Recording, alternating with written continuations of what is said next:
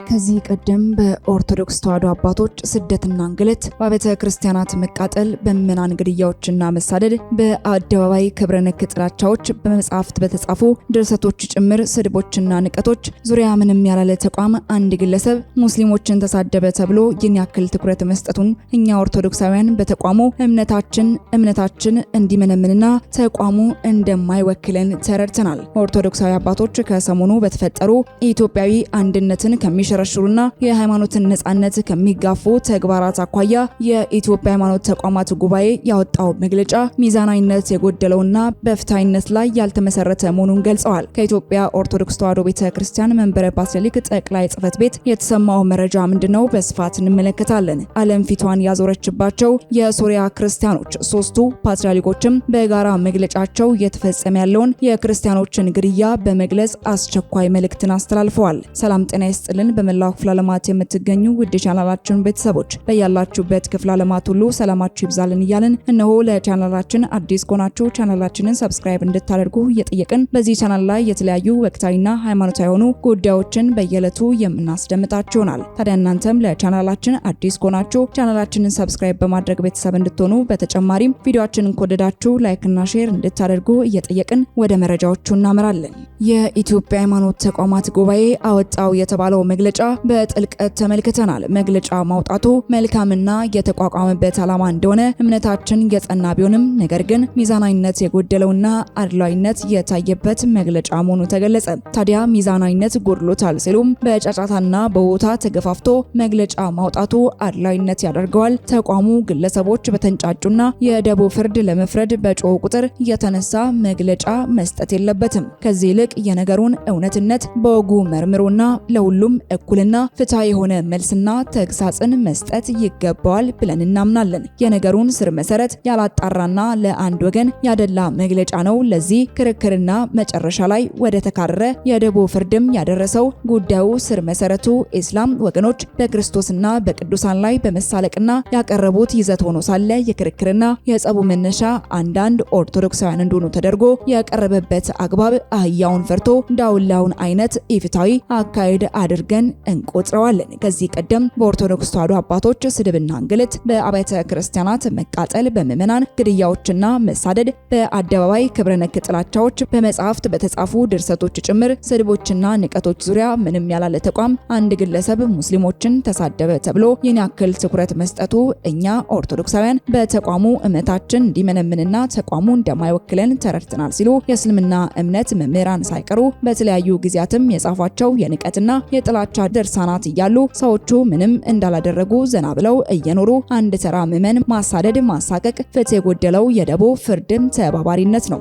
ኡስታዝ ወይድ አልሰቀሉትም፣ አልገደሉትም። ከተቀበረ እውነት የኢየሱስ ምንነትና ማንነት እውን ኢየሱስ የባህሪ አምላክ ነውን? የስላሴ ሕሳቤ ብሎ የደረሳቸው ክርስትናን የሚያንቋሽሹ አምላክን የሚያዋርዱ 5 ድርሳኖች ሲጻፉ ጫጫታው ለምን አልተፈጠረም? ቀመር ሁሴን ስህተትህን መመለስ ኦሪት ወንጌልና ቁርአንን በመጥቀስ ያህያ ኢብኑ ኑር ከ100 በላይ የመጽሐፍ ቅዱስ ገጭቶችን አህመዲን ዲዳት ኢየሱስ እውን ፈጣሪ ነውን? እናም የመጽሐፍ ቅዱስ መበረዝና እስላማዊ እይታው አቡ ሱሙ መጽሐፍ ቅዱስ ሲናገር የሚሉና ሌሎች በርካታ የንቀት መጽሐፍት ሲጻፉ የኦርቶዶክስ ክብር ተነካ ብሎ የተነሳ ማን ነው? እምነት ተነካ ድንበር ታለፈ መባል የነበረበትስ አህመዲን ጀቢልና መሰሎቹ ጌታችን ላይ አፋቸውን የከፈቱ ጊዜ ኡስታዝ ወይድ ቅዱስ ጳውሎስን በሰደበ ወቅት እነ ያህያ ኢብኑ ኑር በቅዱሳት መጽሐፍ በተሳለቁ ጊዜ ነበር።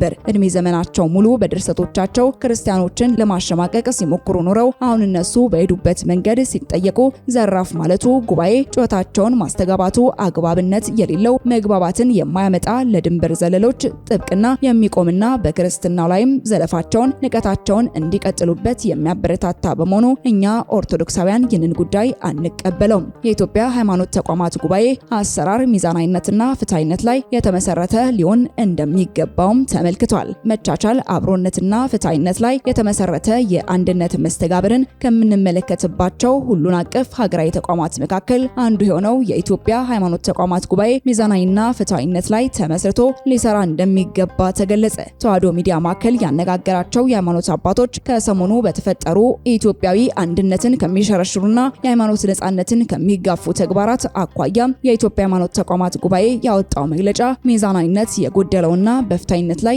ያልተመሰረተ መሆኑን ገልጸዋል። በኢትዮጵያ ኦርቶዶክስ ተዋሕዶ ቤተክርስቲያን መንበረ ፓትርያርክ ጠቅላይ ጽሕፈት ቤት ቅርብ የሆኑ ከፍተኛ የስራ ኃላፊ እንደገለጹት የሃይማኖት ተቋማት ጉባኤው በሕግ ከተሰጠው ኃላፊነት አሰራር አንጻር ከሰሞኑ በጉባኤው ጽሕፈት ቤት የወጣው መግለጫ በተግባር ያለፉ ነገር ግን ትኩሳታቸው ዛሬም ድረስ ያሉ እውነታዎችን መጋፈጥ ያልቻለ መሆኑን ነው የገለጹት። የመግለጫው ሐሳብ ይህንን ማህበረሰባዊ ትንኮሳ የጀመሩት ኦርቶዶክሳውያንን የሚሉ መሆናቸውንና የእስልምና እምነት ተከታዮች ነን የሚሉትን አጸፋዊ ምላሽ ለመስጠትም የገቡበት እንደሆነ ተደርጎ መቅረቡ አግባብ አለመሆኑን እናም ያለፉ እውነታዎችን መሰረት ያላደረገና አንድን ወገን ብቻ ማዕከል አድርጎ መተላለፉ ተቀባይነት የለም ነው ያሉት። ከዚህ ቀደም ከማህበራዊ ትስስር ገጾች ዘመቻ በተጨማሪ ክርስቶስ ማነው፣ 303 ወሳኝ ጥያቄዎች፣ ሰይፉን ፍለጋ፣ ኢየሱስ የእስላም ነብይ፣ መጽሐፍ ቅዱስን ማን በረዘው፣ ክርስትና መለኮታዊ ሃይማኖት ነውን፣ ክርስቶስ በኢስላም፣ ሙሐመድ የታላላቆች ታላቅ የሚሉና ሌሎችም የክርስትናን አስተምሮ በቀጥታ የሚዘልፉ የሚያንቋሽሹና የሚያጽላሉ የጥላቻ ሐሳቦችን የያዙ መጽሐፍት ጭምር ሲዘጋጁና ለተዘጋጁትና ለተሰራጩትም ባለቤት ያላቸው የሃይማኖት ተቋማት ጉባኤው በእነዚህ የክርስትና መሰረት እምነት ላይ ጥላቻን በሚያቀነቅኑ ተቋማትና ግለሰቦች ላይ አንድም እርምጃ ሳይወስድና እነዚህ የጥቃት መነሻዎች እያሉ ኦርቶዶክሳውያንን የሚሉ ግለሰቦች የጀመሩት የጥላቻ ንግግር በሚል አጥቂና ተጠቂን በቅጡ ያለየ ፍርጃ ተቀባይነት ዝቅተኛ መሆኑን አመላክተዋል። ሌላኛው የሃይማኖት አባት በአዲስ አበባ ሀገረ ስብከት ስር የአንድ አጥቢያ ቤተክርስቲያን አገልጋይ የሆኑት መላከ ምሕረት ወልደ ገብርኤል ናቸው። ለተዋሕዶ ሚዲያ ማዕከልም በሰጡት አስተያየትም የኢትዮጵያ ሃይማኖት ተቋማት ጉባኤ ባለፈው ማክሰኞ ያወጣው መግለጫ ሚዛናዊነት የጎደለው መሆኑንና ተቋሙ ይህንን ድርጊት በተመለከተ በድጋሚ አጢኖት ይቅርታ ሊጠይቅ ይገባልም ሲሉም ገልጸዋል። የኢትዮጵያ ሃይማኖት ተቋማት ጉባኤ በእነዚህና በሌሎች የህዝብ አስተያየቶች ላይም የሚለው ነገር እንዳለን በማለት ጥያቄ ለማቅረብ የተሞከረበት ሂደትም አልተሳካም። በተጨማሪም የዘገባ እስከተጠናከረበት ሰዓት ድረስም የመንበረ ፓትርያርክ ጠቅላይ ጽሕፈት ቤት የቅድስት ቤተክርስቲያን እምነት መሰረት በሆኑ ጉዳዮች መሳደብና ማጥላላት ላይ ትኩረት ያደረጉ የጥላቻ ንግግሮችን በተመለከተ ያለው ነገር የለም። ወደ ቀጣይ መረጃችን ስናመራ ዓለም ፊቷን ያዞረችባቸው የሶሪያ ክርስቲያኖች። በሶሪያ ክርስቲያኖች ላይ የደረሰ ያለው መከራ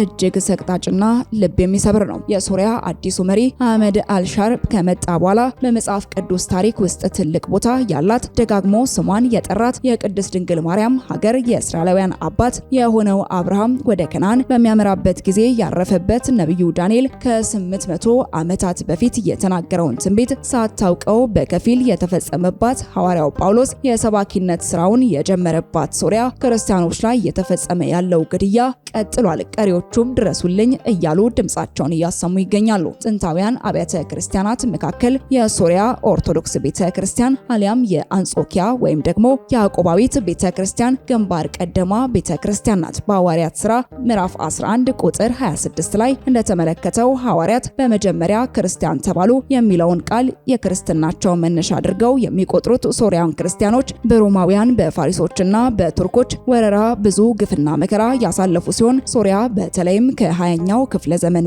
በኋላ ሰላም እርቋት ገዳማቷ ፈርሰው መነኮሳትና መነኮሳይቱ ተገድለው ክርስቲያኖች ተሰደው አድባራቷ ተቃጥለው ዛሬ ላይ ወደ መጥፋት ከተቃረቡት ጥንታዊ አብያተ ክርስቲያናት መካከል አንዷ ወደ መሆንም ደርሳለች። አሁንም ከቀናት በፊት በሶሪያ ምዕራባዊ የባህር ጠረፍ በተቀሰቀሰ ግጭትም ከተጨፈጨፉ 1000 የሚጠጉ ሲቪሎች መካከልም ቁጥራቸው በርካታ ያልታጠቁ ክርስቲያኖች መሆናቸውም ተዘግቧል። ይህንንም በማስመልከት በሶሪያ የሚገኙ ታላላቅ አብያተ ክርስቲያናት ሶስቱ ፓትርያርኮች ባወጡት የጋራ መግለጫ በቅርብ ቀናት ውስጥ ሶሪያ አደገኛ የሆነ ኃይል የጭካኔና ግድያ መባባስ ታይቷል። በዚህ ምክንያት በሴቶችና ህፃናት ላይ በንጹሃን ዜጎች ላይ ጥቃት እየደረሰ ነው። ቤቶች ተጥሰዋል፣ ቅዱስነታቸው ችላ ተብለዋል፣ እናም ንብረታቸው ተዘርፏል ያሉ ሲሆን የክርስቲያን አብያተ ክርስቲያናት የዜጎች ሰላም የሚያደፈርስ ማንኛውም ድርጊት አጥብቀው እያወገዙ በንጹሃን ዜጎች ላይ የሚደርሰውን እልቂት በማውገዝና በማስወገዝም እነዚህን ዘግናኝ ድርጊቶችን ሁሉም ሰብአዊና ሞራላዊ እሴቶች የሚቃወም በአስቸኳይ እንዲያቆሙም ጠይቀዋል። የቤተ ክርስቲያናቱ መሪዎችም በሶሪያ ህዝብ መካከል ብሔራዊ እርቅን ለማምጣት ምቹ ሁኔታዎችን ለመፍጠር ጠይቀዋል። ከበቀልና ከመገለል አመክንዮ የጸዳ በኩል ዜግነትና እውነተኛ አጋርነት ላይ የተመሰረተ ሁሉንም ዜጎቿን የምታከብር ሀገር እንድትኖርም ጠይቀዋል። ለሶሪያ ግዛት አንድነት የሚቆሙ እናም ለመከፋፈል የሚደረጉ ሙከራዎችም እንደማይቀበሉም ፓትርያርኮቹ በመግለጫቸው አሳስበዋል። ወደ ተመልካቾቻችን ለሳቶ የነበረን መረጃ ይህንን ይመስል ነበር። አብራችሁን ስለነበራችሁ እጅግ አድርገን እናመሰግናለን። በቀጣይ መረጃችን እስክንገናኝ ድረስ ቸር ቆዩልን።